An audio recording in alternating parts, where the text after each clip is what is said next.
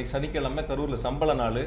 5 மணிக்கு டெக்ஸில் வேலை முடித்து சம்பளம் வாங்கக்கூடியவங்க, வேலைக்கு போகிறவங்க, ஒரு பில்டிங் வேலைக்கு போகிறவங்க, கொத்தனார் சித்தாள் வேலைக்கு போகிறவங்க கூட 5 மணி 6 மணிக்கு முடிச்சுட்டு சம்பளம் வாங்கிட்டு வீடுகளுக்கு செல்லக்கூடியவங்க அந்த இடத்துல பெருந்திரளாக வருகின்றிருக்காங்க அப்படிங்கிறது தான் பொதுமக்களுடைய கருத்தாக இருக்குது.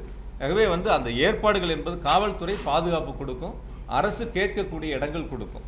நான் இன்னும் கூட கொஞ்சம் நீங்கள் வெளிப்படையாக ப்ராக்டிக்கலாக பத்திரிகையாளர்கள் நீங்கள் இது மக்களுக்கு சொல்ல வேண்டிய கடமை உங்ககிட்ட இருக்குது.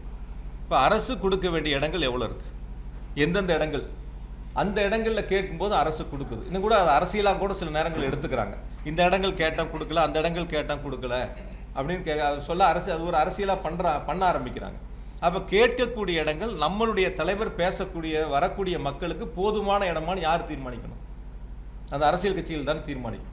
இப்போ நாங்கள் தீர்மானிக்கிறோம் 30 விழாவுக்கு 2 லட்சம் பேர் வந்தாங்கன்னா இந்த இடம் போதுமானதுன்னு தனியார் இடத்துக்கு போகிறோம். அது மாதிரி அந்த அரசியல் கட்சிகள் தான் இடங்களை தேர்வு செய்கின்ற பொழுது இந்த இடம் சரியாக வருமா? அரசாங்கத்தில் இருக்கக்கூடிய காலி இடங்களில் ஏற்கனவே அனைத்து கட்சி கூட்டம் போட்டு அந்த கூட்டத்தில் தீர்மானிக்கப்பட்ட 11 இடங்களில் அனுமதிக்கப்பட்ட இடங்களில் அனுமதி கேட்கும்போது கொடுக்குறாங்க. அதனால் இது குறைகளாக நான் சொல்லலை, குற்றச்சாட்டுக்களாக சொல்ல. இனி வரக்கூடிய நாட்கள்லையாவது எல்லா அரசியல் இயக்கங்களுமே இது போன்ற தவறுகள் வராத அளவிற்கு சரி செய்து கொள்ள வேண்டும். மாற்றுக் கட்சியினர் கூட்டத்துக்கு வந்துட்டாங்க அப்படின்னு சொல்லிட்டு சாவேக்கா குற்றச்சாட்டு வைக்கிறது. இந்த செருப்புலாம் எப்படி வீசுவாங்க ஒரு தலைவர் மேல? ஜெனரேட்டரை யார் ஆஃப் பண்ணுவாங்க? மின்சாரம் துண்டிக்கப்பட்டது. ஜெனரேட்டர் ஒரு வீடியோ இருக்கு. முக்கியமா அதுல ஆபாச வார்த்தைகள் நிறைய ஆடியோ இதெல்லாம் வருது. அப்படி ஒரு மாதிரி ஒரு விஷயங்கள் பத்திரிகையாளருக்கு எல்லா தொலைக்காட்சிகளும் லைவ்ல வச்சிருந்தீங்க. ஆங்கில தொலைக்காட்சி, சில தொலைக்காட்சிகள், தமிழ் தொலைக்காட்சிகள் உட்பட எல்லாரும் லைவ்ல இருந்தீங்க. சில சோசியல் மீடியாவும் யூடியூப் சேனல் வரைக்கும் எல்லாரும் லைவ்ல இருந்தீங்க. அப்படி ஒரு சம்பவங்கள் அங்கே இருந்திருந்தா உங்கள் கண்ணில் உங்கள் லைவில் எதுவும் படாமல் இருந்திருக்குமா? வெளிப்படையாக பேசுங்க. அதாவது ஒரு அரசியல் கருத்துக்காக ஒருத்தர் கேட்கக்கூடிய கேள்வி இன்னொரு இடத்துல கேட்கறது, நான் சொல்கிற பதிலுக்கு இன்னொரு இடத்துல கேள்வி கேட்பது இல்லாமல் இது 41 பேர் இறப்பு சம்பந்தப்பட்ட ஒரு நிகழ்வு. பொதுவாக ஒரு 100க்கும் மேற்பட்டோர் பாதிக்கப்பட்ட ஒரு நிகழ்வு, ஒரு துயர சம்பவம். அப்போ நம்ம நாட்டு மக்களுக்கு எந்த இடங்களில் தவறு இருக்குங்கிறது சொல்ல வேண்டிய கடமை பத்திரிகைகிட்டையும் தொலைக்காட்சிக்கிட்டே இருக்குது. இப்போ நீங்கள் எல்லாரும் அந்த இடத்துல லைவ் வச்சுருக்கும் போது ஜென்ரேட்டர் ரூமில் போய் யார் ஆஃப் பண்ணியிருப்பா? அந்த இடங்களில் நடக்கக்கூடிய இடங்கள்ல அப்படி இருக்கக்கூடிய ஒரு 10,000 பேரோ இல்லை 15,000 பேரோ 20,000 பேரோ 25,000 பேரோ இருக்கட்டும், அவ்வளோ பெரிய கூட்டங்களுக்குள்ளே போய் நீங்கள் சொல்கிற மாதிரி ஒருத்தரோ 5 பேரோ 10 பேரோ போய் அது மாதிரி ஒரு அசாதாரண சூழ்நிலை உருவாக்க முடியுமா? ப்ராக்டிக்கலாக யோசிப்பார். இப்போ நீங்கள் ஒரு 30 பேருக்கு 50 பேர் பத்திரிகையாளர் இருக்கீங்க, ஒருத்தரோ 2 பேரோ ஒரு தவறான ஒருத்தர் உள்ளே உங்ககிட்ட ஒரு கருத்தை பண்ணாருன்னா நீங்கள் அதை அனுமதிப்பீங்களா? பொதுவான ஒரு கேள்வி கேட்கணும், எப்படி அனுமதிப்பாங்க?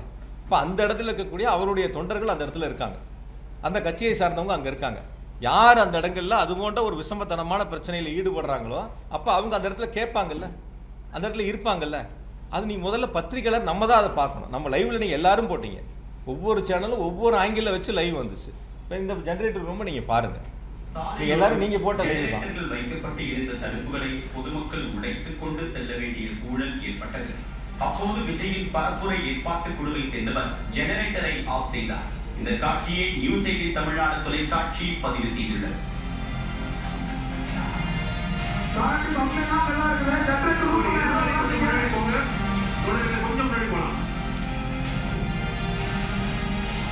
அதாவது இந்த வீடியோ நீங்க பாக்குறீங்க, வெளியில் நிற்கிற கூட்டம் இருக்குது. ஜென்ரேட்டர் ரூமை சுற்றியும் பாதுகாப்பாக தகர வச்சு அடைச்சிருக்காங்க. வெளியில் கூட்டம் இருக்குது. கூட்ட நெரிசல் ஏற்படுகின்ற பொழுது அதை தாங்க முடியாமல் அந்த கும்பல் அந்த தடுப்புகளை உடைச்சு உள்ளே வர்றாங்க.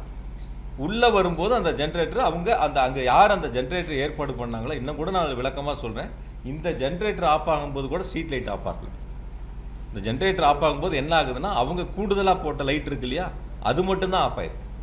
எந்த இடங்கள்லையும் அப்போ கூட இபி சப்ளை கட் ஆகலை, ஸ்ட்ரீட் லைட்டும் ஆஃப் ஆகலை. அது நீங்கள் ரொம்ப தெளிவாக பாருங்கள். உங்களை மாதிரி இருக்கக்கூடிய தொலைக்காட்சிகள் தான் அதை லைவ் பண்ணியிருக்காங்க அந்த நேரங்களில். அதுதான் நாங்கள் உங்கள்கிட்டையும் காட்டும். அப்போ அவங்க மக்கள் கூட்ட நெரிசல் அதிகமாகி அந்த இடங்களில் தாக்கு பிடிக்க முடியாமல் இன்னொரு இடங்கள் தேடி போகும்போது அந்த தடுப்பை உடைச்சி உள்ளே போய் அதன் மூலிமா அது சப்ளை கட் பண்ணுறாங்க. அதுக்கான நிகழ்வு அது அவங்களுடைய பொறுப்பு. அதுதான் அவங்க பார்த்துருக்காங்க. நீங்கள் இதுதான் நீங்களும் லைவ் பண்ணியிருக்கீங்க. இதில் எந்த இடங்களில் யாராவது நீங்கள் பாருங்கள், நீங்கள்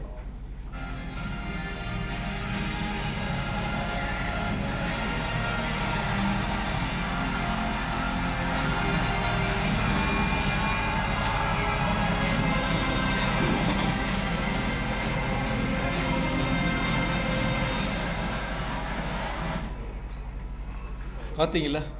பிளே ஸ்டோர் மற்றும் ஆப் ஸ்டோரில் இருந்து பாலிமர் செயலியை QR கோடு மூலம் பதிவிறக்கம் செய்யுங்கள். செய்திகளை உடனுக்குடன் பெறுங்கள்.